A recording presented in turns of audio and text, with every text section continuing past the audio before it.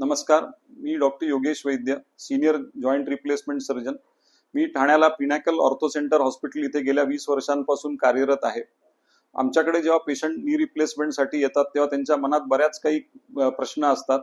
त्यातला प्रामुख्याने एक प्रश्न असा असतो की माझं ऑपरेशन झाल्यानंतर माझ्या जीवनशैलीमध्ये काय बदल होतील. तर बघा, तसं बघायला गेलं तर आपण तुमचं लाईफस्टाईल काय असं फार चेंज होत नाही. इनफॅक्ट तुमचं पहिलं तर पेन जे आहे ते निघून जातं.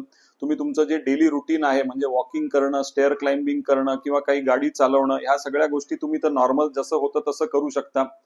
काही प्रामुख्याने बदल आपल्याला करावे लागतात आपल्या जीवनशैलीमध्ये.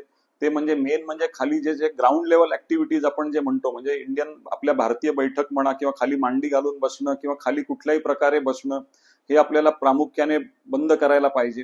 इवन आपलं इंडियन टॉयलेटची जी पद्धत आहे ती आपल्याला गिव्ह अप करायला पाहिजे. म्हणजे तुम्ही स्क्वॉटिंग करू नाही शकत. आणि इवन स्टेअर क्लाइम्बिंग ह्या ज्या गोष्टी आहेत, ह्या स्टेअर क्लाइम्ब करणं पण जिथे जिथे शक्य असेल तिथे टाळलेल्याच बऱ्या.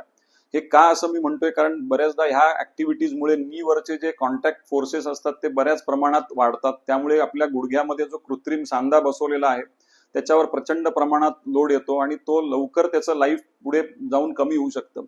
बरेचदा पेशंट आम्हाला येऊन सांगतात की माझी ओळखीची मैत्रीण आहे, ती खाली बसते, तिच्या डॉक्टरांनी सांगितलं तुम्ही बसू शकता. तुम्ही बसू शकता, तो प्रश्न नाहीये. पण कसं आहे की जर तुम्हाला तुमच्या जॉईंटचं लाईफ जर वाढवायचं असेल किंवा तो सांधा तुम्हाला जर जास्त काळ टिकवावा असं वाटत असेल तर ह्या ज्या गोष्टी आहेत जेणेकरून त्याची झीज होते किंवा जेणेकरून त्याच्यावर लोड येतात, त्या गोष्टी सगळ्या तुम्ही अवॉइड करायला पाहिजेत. इवन काही पेशंट्स विचारतात की आम्ही स्पोर्ट्सला जाऊ शकतो का, तर येस, काही स्पोर्ट्स तुम्ही निश्चितपणे करू शकता. लाईक ब्रिस्क वॉकिंग करू शकता, तुम्ही सायकलिंग करू शकता, स्विमिंग करू शकता. पण जे हेवी इम्पॅक्ट स्पोर्ट्स आहेत जसं टेनिस म्हणा किंवा बॅडमिंटन म्हणा किंवा रनिंग, जॉगिंग, ह्या ज्या ऍक्टिव्हिटीज आहेत ह्या तुम्हाला अवॉइड करायला पाहिजे. तर तसं बाय अँड लार्ज जर बघितलं तर तुमचं जीवनशैली काही फार प्रमाणात चेंज होत नाही, फक्त या जर 2-3 गोष्टी जर सोडल्या आपण तर.